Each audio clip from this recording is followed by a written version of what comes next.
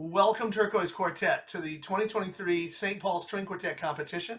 I'm Ray Shows, founder and administrator of this, what I think is a beautiful event for string quartets. And I'm delighted to welcome you to the finals of the senior division, and I wish you the very best. We're going to do just a brief interview here that I'm going to ask you about 5 or 6 questions that you have no idea what I'm going to ask you, but I'm sure you're going to come up with some great answers. And please, let's start with introducing yourselves to the audience. So it doesn't matter left or right side here. Who would like to go first? Okay, my name is Carlos Walker. I'm the violist of the Turquoise Quartet, and I'm from St. Petersburg, Florida. My name is Juliana Moroz. I'm the cellist of the Turquoise Quartet. I'm from Winnipeg, Canada. My name is Katrina Stroud. I am from Austin, Texas, and I'm the second violinist. My name is Hyung Choi. I'm from Korea. I'm the first violinist. Let's start with question number 1. Seems obvious. How did you all get together as a quartet?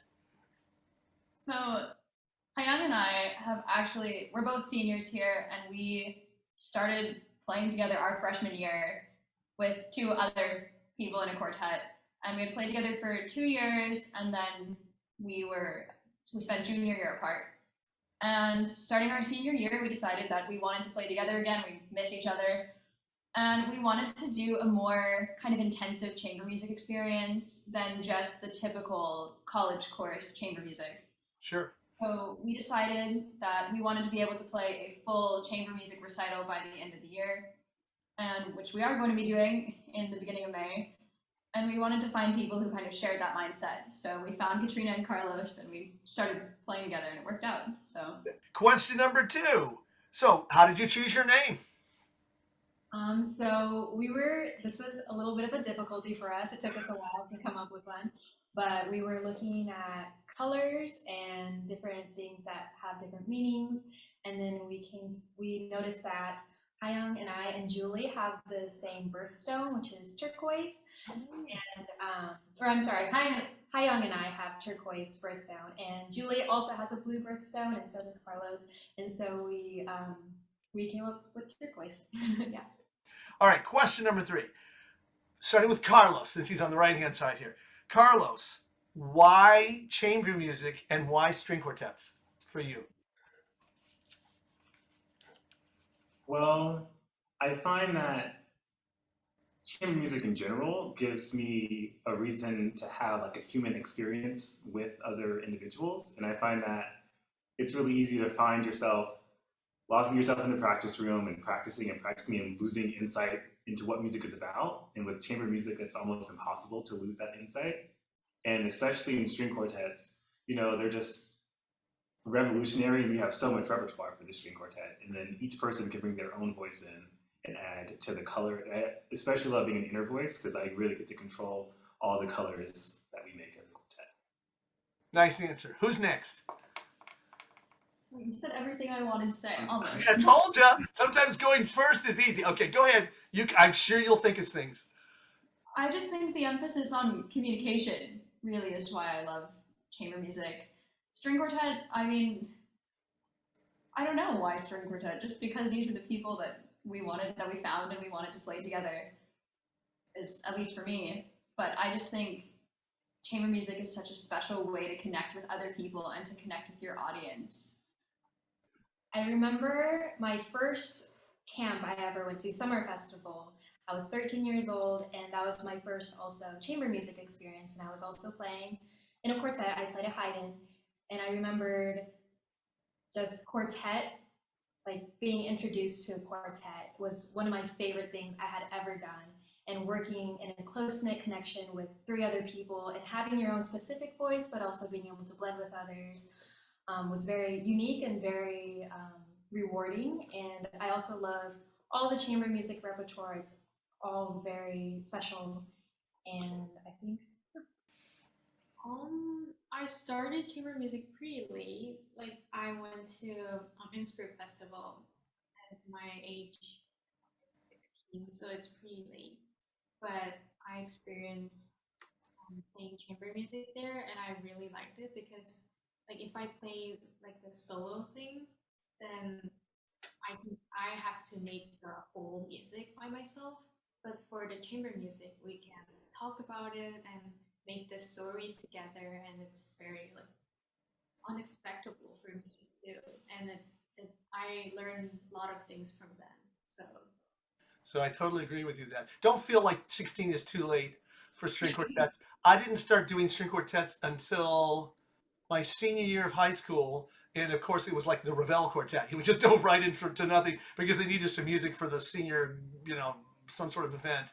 And I've spent the rest of my life in it. So it's never too late to get into it. Describe your quartet's performance style. I'd say our performance style is, I think naturally we gravitate towards lyrical sounds. I think, and even if we're playing something that's more harsh, we always try to find like the overall connecting line between it all. And I think we try to bring like expressivity into everything that we play, whether it's like crunching or if it's like long lines and singing. Would the three of you agree with what Carlos said? Yes. Yeah, I think that's very true. I mean, especially I've noticed that we've had to do less spoken work. Like we don't have to talk about our slow movements so much because there's something that's just kind of mutually understood more than we have to talk about fast movements often.